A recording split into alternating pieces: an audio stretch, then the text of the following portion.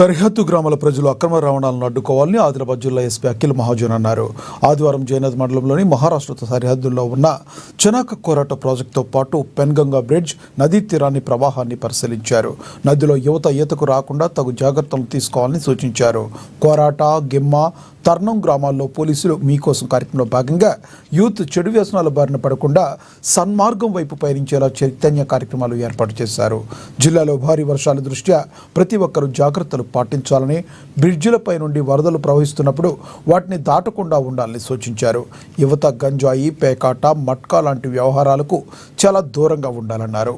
గ్రామాల్లో వీడీసీల ఏర్పాటు రాజ్యాంగ విరుద్ధమని, గ్రామస్తులు వీడీసీ అక్రమాలపై ఫిర్యాదు చేయాలని తెలిపారు.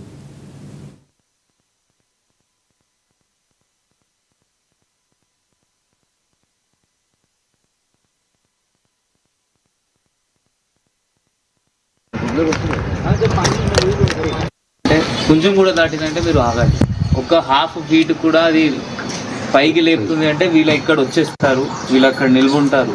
మన ఒక कांस्टेबल वहीं खड़ा रहेगा, किसी को क्रॉस नहीं करने देगा जब तक कम नहीं होता. जान इम्पॉर्टेंट है, बाद में वापस इधर उधर जा सकते.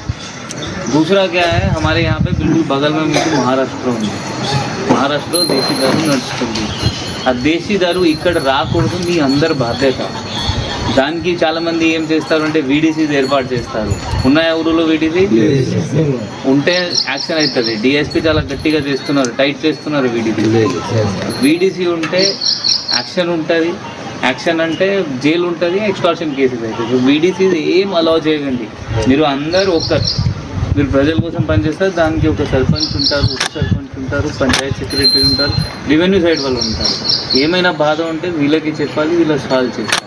ఆ వీడీసీ అంటే ఏంటి అంటే extra constitution, extra khap Panchayat లాగా పని చేస్తారు. ఒకరొకరికి చెప్తారు, మీరు ఇతనితో మాట్లాడకు, ఇక్కడ నుండి పారిపో, అట్లా అంటే వాళ్ళ ఇష్టపూర్వకంగా ఉంటుంది. సో అది అలౌ చేయకు, మీరే అలౌ చేయకు. మీరు ఒక్కసారి అలౌ చేస్తే ఒకరికి